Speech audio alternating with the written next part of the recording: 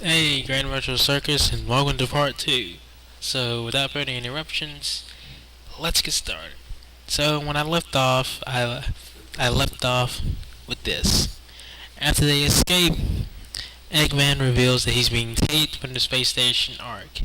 Half of the station comes off and reveals the Eclipse cannon that then proceeds to blow up the moon. Really? Haven't you learned by now, Sega, that you can't surprise us with things like that? Oh my god, how daring! He blew up part of the moon! Any other fan would be like, oh, don't worry, we know the next game after this. But probably for the fans of then, before that game was released, I'm referring to Shadow the Hedgehog, they were probably like, but after Shadow the Hedgehog, you figured out that the moon's okay, so it has regeneration properties, I guess, whatever. So Eggman then threatens the world, or the city that they live in, with a 24-hour timer which would lead to mass destruction. This leads to a wild goose chase between the heroes, and it pits them on board the Ark. On the Ark, Tails heads for the engine room and destroys it, leaving Sonic to the rest of the job. Amy is kidnapped because of Sonic and Tails' idiocy by Eggman. Tails, you should learn by now that you never, ever leave Amy by herself. Jesus Christ. Lemmings are more safe than she is. Whatever. So Eggman then offers Amy for the last emerald so he can power the Eclipse cannon.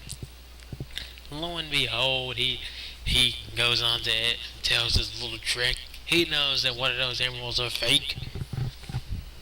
So then he takes the emerald, which not knowing that it. So he takes the emerald, he takes the real one, and Sonic has the fake one. Yeah, that trick didn't work out that well. And he launches Sonic into space, in a capsule, and blows it up. Now this leaves on a bittersweet feeling, as most characters think he's dead, so there's all the scenes of them grieving over this. But Sonic is alive. It is implied that Sonic used the fake emerald to chaos control out of the pod capsule to avoid explosion. How? This is one of the big plot holes in the game. So explain to me, people. How did he use a fake emerald to use chaos control? And how can you use chaos control with one emerald? He hasn't done this before. He never had done this before. What's with all these plot convenient set pieces? And apparently the emerald, had the same wavelength as the original. That still doesn't explain how he used only one to use chaos control, and he never went super. Ready to rewrite the continuities, Sega. So Sonic and Tails duke it out with their rivals, Sonic and Shadow, and, Tails and Eggman duke it out. And the rest of the story deals with our trio getting in mishaps and basically going on chases, fighting each other. And you can look up the rest or play the game. You probably already know. Whatever the hell with it. I don't feel like writing all that. So I'm going to end it with this. I have one last complaint with the story. One. And that's with G-Ron Robotnik. Okay. So when the story starts, the last story, later on into everybody convenes on the Ark. And they see this video, which is a death threat, with Professor G-Ron tied up in a chair. Keep that in mind, and I'll be coming to it later.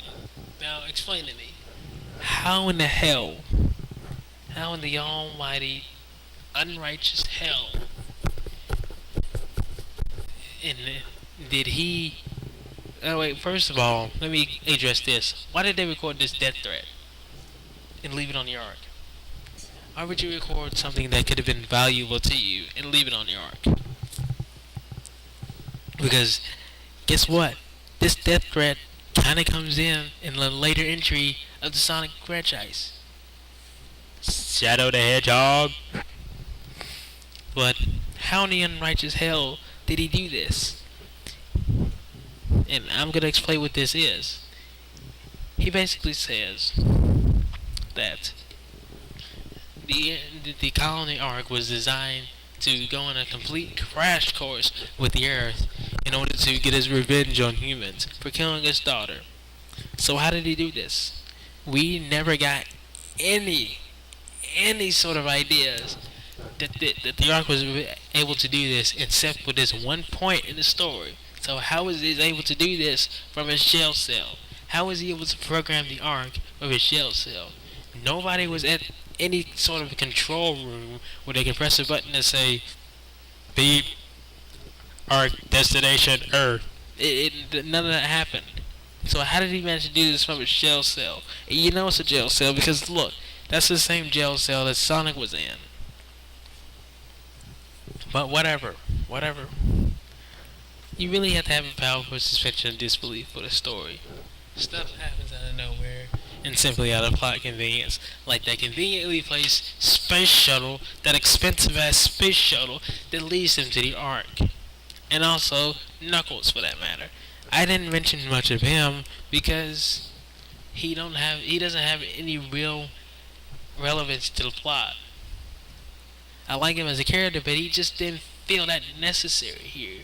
You could have replaced him with a rubber duck and it would have made as much sense. Nobody would tell the difference because he really isn't that important to the story. But that's just my opinion on the story. If you like it, you like it. And also, liking the story, like this video, comment on it, subscribe, do whatever. It's your life. This is Grand Metro Circus. I'm out.